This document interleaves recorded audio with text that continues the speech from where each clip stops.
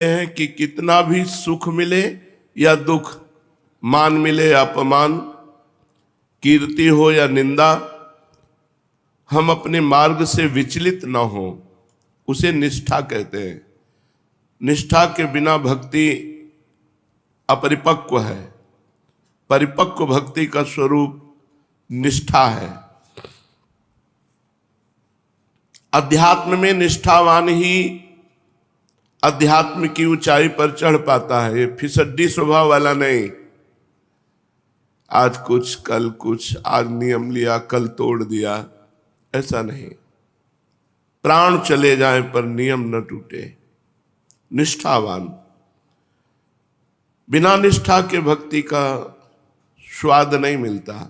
बिना स्वाद के भक्ति एक क्रिया मात्र होती रहती है और उपासक स्वाद लेता रहता है विषयों का। इसलिए भगवान से प्रार्थना करो कि हमें निष्ठावान बना दो, हमें भक्तिवान बना दो, हमें नियम निष्ठ बना दो। आप मिलो न मिलो, लेकिन आपके मिलने वाले जितने आचरण हैं वो सब हमारे अंदर आ जाए। हम आपके लिए अपना जीवन अर्पित कर दें। हम आपके लिए विषय सुखों का त्याग करके निरंतर आपका स्मरण करें। हे सच्चिदानंद प्रभु, आपकी इस महामाया का हमारे अंदर सामर्थ्य नहीं है कि हम लड़ाई लड़ सकें और जीत सकें। इसलिए आप ही कृपा करो और इस माया को बरज दो, रोक दो, कि वो हमें आपके भजन से विलग न करे। कष्ट दो, अपमान दो और सहने की सामर्थ्य दो, पर हमें निरंतर भजन का आशीष दो। और कुछ नहीं चाहिए, निरंतर भजन। हर समय आपकी लीला कथा, नाम रूप, सेवा, इसी में हम मगन रहें। भगवान के परम धाम की अद्भुत महिमा है। ये वृंदावन धाम प्रगट कृपा रूप से विराजमान है। वृंदावन में रहने का मतलब है श्री कृष्ण की गोद में रहना। वृंदावन वास का मतलब है कृपा में वास करना। हम हर समय कृपा में वास कर रहे हैं। श्री राधिका कृपा बिनु सबके मनन अगम्य। तो हम किशोरी जी की कृपा में वास कर रहे हैं। ये जो वृंदावन वास है ये किशोरी कृपा है। अब इसमें हमको निष्ठावान बनना पड़ेगा। निष्ठावान नहीं होगे तो माया धक्का मार के बाहर निकाल देगी। ऐसी लीला रचेगी कि भाग पड़ोगे यहां से। निष्ठावान बनो। कैसी निष्ठा? श्रीपाद प्रबोधानंद जी महाराज वर्णन करते हैं। दुखान्नेव सुखानि विद्य अपयसो जानी कीर्तिम पराम मन्येथा अधमैश्च दुष्परिभवान सम्मानवत् सत्तमैः दैन्यान्नेव महाविभूतिमतिसल लाभान लाभान सदा पापान्नेव च पुण्यमस्ति यदिते वृंदावनम जीवनम। गजब की निष्ठा है। यदि मेरा वृंदावन वास निश्चित हो गया और हम वृंदावन वासी बन गए तो दुखान्ने व सुखानी, जितना दुख मिलेगा वो महासुख देने वाला होगा। विश्वास करो। एक बार चुपचाप सह जाओ। आपके साथ जो परिस्थिति है, जो शरीर की परिस्थिति है, जो समाज की परिस्थिति है, जो अर्थ की परिस्थिति, सह जाओ चुपचाप। किसी से मत कहो।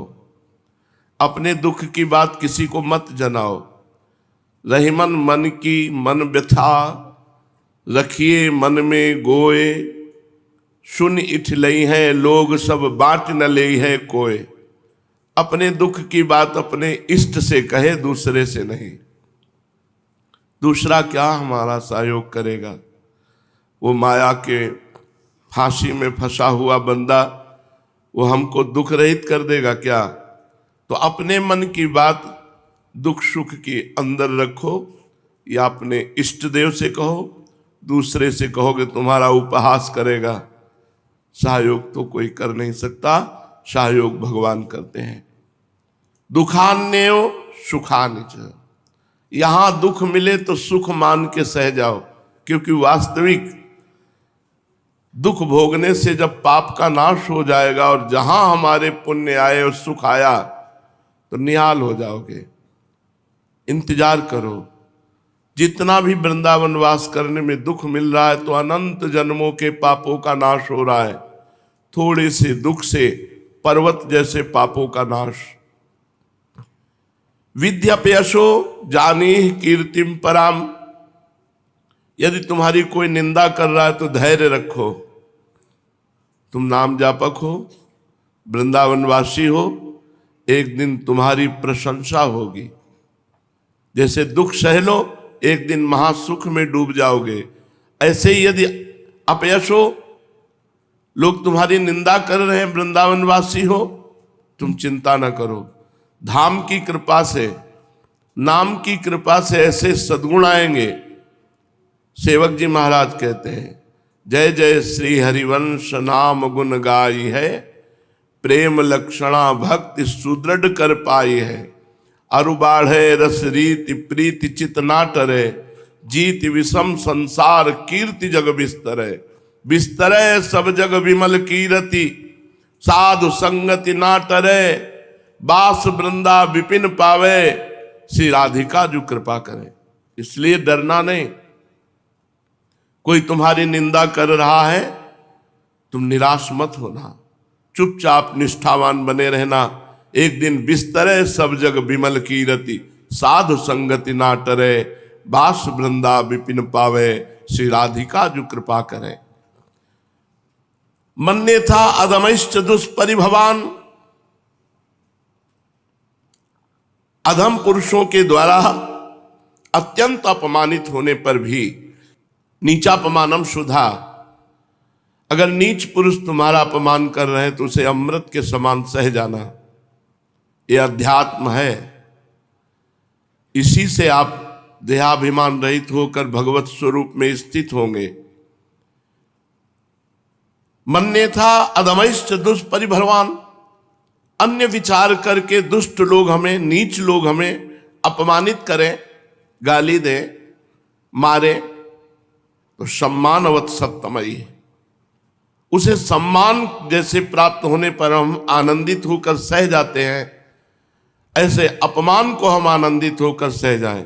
नीचापमानम सुधा, नीच पुरुषों द्वारा किए हुए अपमान को अमृत के समान सह जाए तो परिणाम क्या होगा, मिलेगा क्या? बोले श्री राधा मुरलीधरो भज सके।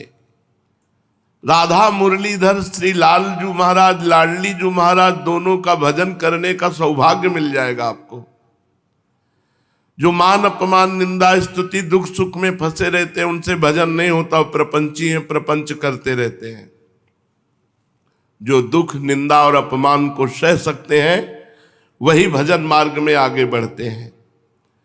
दैन्यान्यो महाविभूति मत सल्लाभान लाभान सदा, यदि वृंदावन में बहुत गरीबी से तुम्हें रहने को मिल रहा है, इधर उधर सेवा करके पेट भर कर जैसे कष्ट पूर्वक वृंदावन वास कर रहे हो, तो बोले देख लेना तुम महाविभूति को प्राप्त होगे।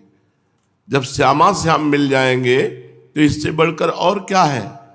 महाविभूति स्वरूप हमारे प्रभु हैं, जब प्रभु का साक्षात्कार वृंदावन करा देगा तो इससे बढ़कर और कौन सी बात रही। इसलिए अगर गरीबी है, बड़ी अव्यवस्था है, चुपचाप वृंदावन मत छोड़ना। भले हमें किसी के घर में झाड़ू लगाना पड़े, पोछा लगाना पड़े, चाकरी करनी पड़े, भले किसी की हमें सेवकाई करनी पड़े, पर हम वृंदावन नहीं छोड़ेंगे। तो एक दिन देख लेना, ये वृंदावन तुम्हें विभूतिवान बना देगा। एक बड़ी बात और कह रहे हैं, पापान्यो च पुण्यमस्ति यदि ते वृंदावनम जीवनम,